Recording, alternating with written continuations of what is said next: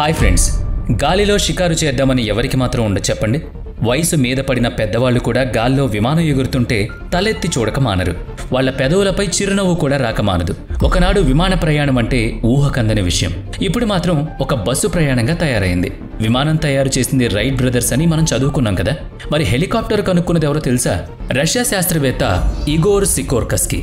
మానవ జీవిత ఇతిహాసంలో ఈ రెండు ఆవిష్కరణలకు చాలా ప్రాముఖ్యత ఉంది. రోజుల ప్రయాణం కేవలం కొద్ది గంటల్లోకి అందుబాటులోకి రావడం వల్ల ఎన్నో పనులు త్వరితగతిన చక్కబెట్టుకోగలుగుతున్నాం. ఈ వీడియోలో హెలికాప్టర్ గురించి, దాని ఆవిష్కరణ తాలూకు విశేషాల గురించి చెప్పుకుందాం. ముందుగా హెలికాప్టర్ చరిత్ర 2400 సంవత్సరాల పురాతనమైంది.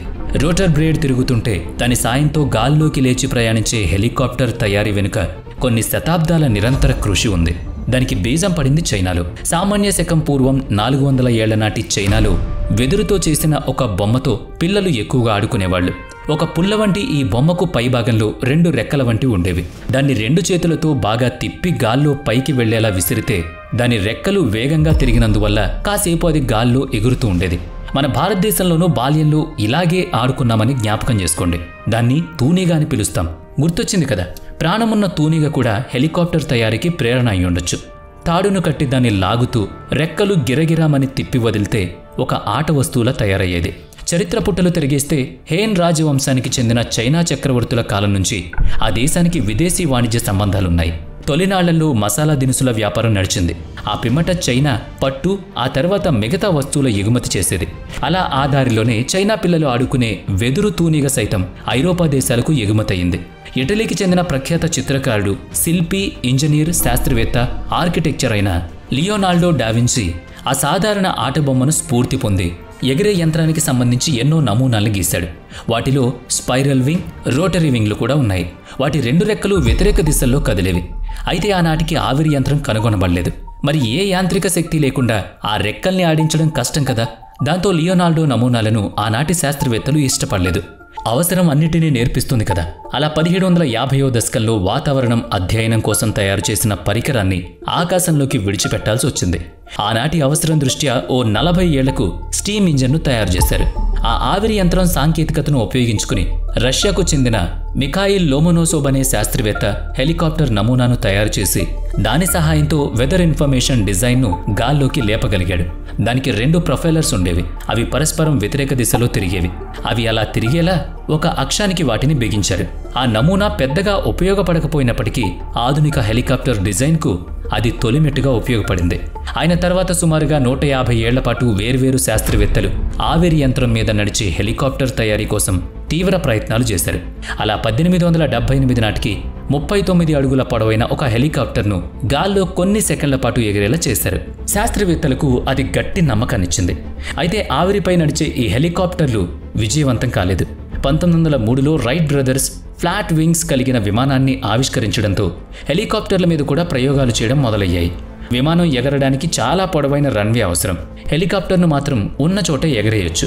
ఆ సౌలభ్యాన్ని గుర్తించిన తర్వాత హెలికాప్టర్ను అభివృద్ధి చేసే పనులు వేగం పుంజుకున్నాయి. ఉత్సాహం ఇనుమడింపజేసింది. 20వ శతాబ్దం తొలినాళ్లలో అటువంటి చాలా ప్రయత్నాలు విఫలమయ్యాయి.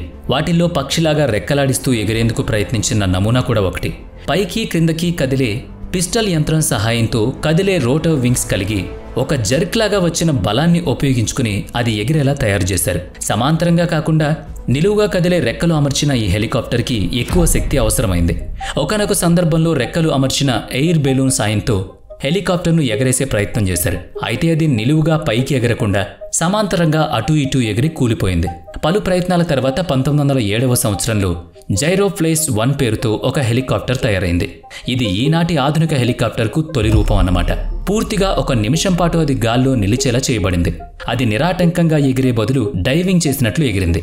ఆ ఏడాదే ఫ్రెంచ్ ఇంజనీర్ పాల్ కోర్ను 30 సెకండ్ల పాటు గాల్లో నిలిచేలా ఒక హెలికాప్టర్ నమూనాను తయారు చేశారు. తమాషా ఏంటంటే ఈ హెలికాప్టర్కు అతను సైకిల్ చక్రాలను అమర్చారు. అలాగే స్టీమ్ ఇంజన్కు బదులుగా ఇంటర్నల్ కంబస్టన్ ఫ్యూయల్ ఇంజన్ను అమర్చారు.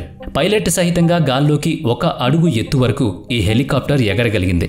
కనుకనే కొందరు శాస్త్రవేత్తలు పాల్ కోర్నును ఫాదర్ ఆఫ్ హెలికాప్టర్గా పిలుస్తారు. ఇక 2 రెక్కలు కలిగిన హెలికాప్టర్ 1920లోను, 4 రెక్కలు కలిగిన హెలికాప్టర్ 1921లోను, లార్జ్ ఎయిర్ బెలూన్ హెలికాప్టర్ 1922లోనూ తయారై కొంచెం ముందడుగు వేసినా అవేవీ గాల్లో స్థిరంగా నిలబడలేకపోయాయి. అప్పటికి విమానం కనుగొనబడి 30 ఏళ్లు గడిచినా హెలికాప్టర్ తయారీ మాత్రం విఫలమవుతూ వచ్చింది. చివరికి 1939 సెప్టెంబర్ 14 నాడు రష్యా శాస్త్రవేత్త ఇగోర్ సికోర్స్కీ తాను తయారు చేసిన మొదటి అభివృద్ధి చేయబడిన హెలికాప్టర్ గాల్లోకి ఎగరవేశాడు. దాని పేరు VS-300. అమెరికాలోని స్ట్రాఫర్డ్ నగరంలో ప్రజల సమక్షంలో అది గాల్లోకి ఎగిరింది. అయితే ఎగిరింది మాత్రం కొన్ని నిమిషాలే. ఆ మాత్రం ప్రయత్నానికి అతనికి 40 ఏళ్ల కాలం పట్టింది.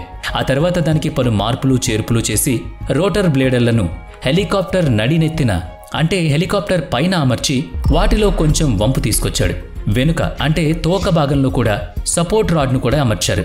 పైలట్ కోసం ఒక క్యాబిన్ను కూడా రూపొందించారు. అలా 1940 మే 13 నాడు ఆ సరికొత్త హెలికాప్టర్ను విజయవంతంగా ఎగిరేలా చేశారు. ఆ తర్వాత ఇగోర్ సికోర్స్కీ చేసిన మరో నమూనా హెలికాప్టర్ R4 ప్రపంచంలో మొట్టమొదటిసారిగా నిలువుగా పైకి లేచి నేరుగా ముందుకు ప్రయాణించి నిలువుగా క్రిందికి దిగిన హెలికాప్టర్ ఈ R4 హెలికాప్టర్. పక్షి గాల్లో ఏ దిశలో అయినా ఎగురుతుంది. ఎగురుతూనే తన దిశను మార్చుకుంటుంది.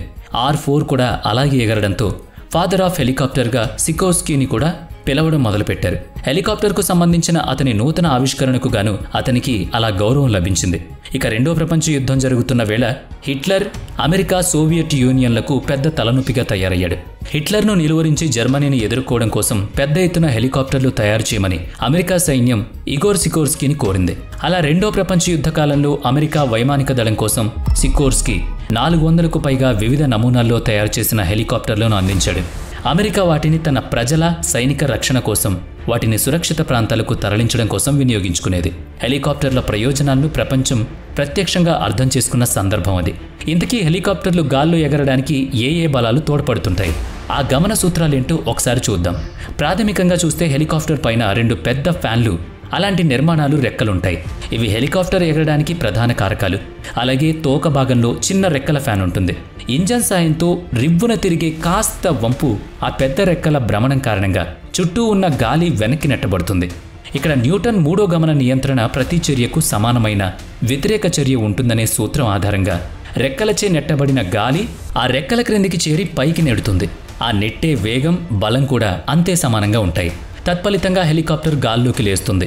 తోక వద్దనున్న రెక్క హెలికాప్టర్ను నిలకడగా ఉంచేందుకు దోహదం చేస్తుంది. వాహనం గాల్లోని మలుపులు తిరిగేందుకు సహకరిస్తుంది.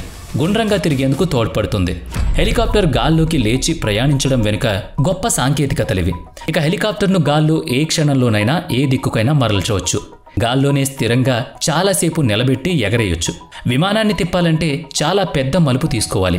హెలికాప్టర్ని నిలకడగా పైకి లేపడానికి క్రిందికి దించడానికి పెద్దగా స్పేస్ అవసరం ఉండదు. ఎగరాలన్నా దిగాలన్నా కూడా జస్ట్ దాని చుట్టుకొలత మాత్రం సరిపోతుంది. ఇక పైగా ప్రకృతి విపత్తుల సమయంలో ఇది చాలా ఉపయోగపడుతుంది. ఇంతకీ భారత భూభాగం మీద మొదటి హెలికాప్టర్ ఎప్పుడు ఎగిరిందో తెలుసా? చెప్పగలరేమో, ప్రయత్నించండి. భారత్లో బ్రిటిష్ వలస పాలన ముగిసిన తర్వాత ప్రభుత్వ ప్రముఖులు కొందరు వ్యక్తుల వద్ద స్వంత విమానాలుండేవి. వాళ్ళంతా దూర ప్రయాణాలకు వాటిని ఉపయోగించేవారు. అయితే మన గడ్డ మీద మొదటి హెలికాప్టర్ బొంబాయి నగరంలో 1954 మార్చి 19న దిగింది. ఇది ఇగోర్ సికోర్స్కీ కంపెనీకి చెందిన హెలికాప్టర్ కావడం విశేషం. ఆ హెలికాప్టర్ పేరు కూడా సికోర్స్కీ S-55. భారత వైమానిక దళం కోసం దాన్ని దిగుమతి చేసుకున్నారు. నాటి ప్రధాని శ్రీ జవహర్లాల్ నెహ్రూ ఆ హెలికాప్టర్లో ప్రయాణించారు. ఆ మొట్టమొదటి భారత హెలికాప్టర్ నేటికి భారత సైనిక సంగ్రహకాలయం అంటే ఇండియన్ ఆర్మీ మ్యూజియంలో ఉంది. ఇప్పుడు అది గాల్లో ఎగిరినప్పుడు కళ్ళు తిరగవా? క్రింద మనుషులు చీమల్లా ఉంటారా? ఇళ్ళు చెట్లు బొమ్మల కొలువులో బొమ్మల్లా ఉంటారా? నువ్వెప్పుడైనా హెలికాప్టర్ చూసావా? విమానం ఎక్కావా అని ఈసారి మీ ఇంట్లో పిల్లలు పెద్దలు అడిగినప్పుడు వాళ్లకు ఈ చరిత్ర చెప్పండి. అసలు హెలికాప్టర్ ఎక్కడ మొదలైంది, మన భారతదేశంలో హెలికాప్టర్ ఎప్పుడు దిగింది అనేది. నిజంగా వాళ్ళు చాలా ఎక్సైటెడ్ ఫీల్ అవుతారు. వీడియో నచ్చితే లైక్ చేయండి, షేర్ చేయండి. ఇప్పటి వరకు మన ఛానల్ని సబ్స్క్రైబ్ చేయనట్లయితే ఇప్పుడే సబ్స్క్రైబ్ చేసుకుని పక్కనే ఉన్న బెల్ ఐకాన్పై క్లిక్ చేయండి. నెక్స్ట్ వీడియోలో మళ్ళీ కలుద్దాం. Thanks for watching.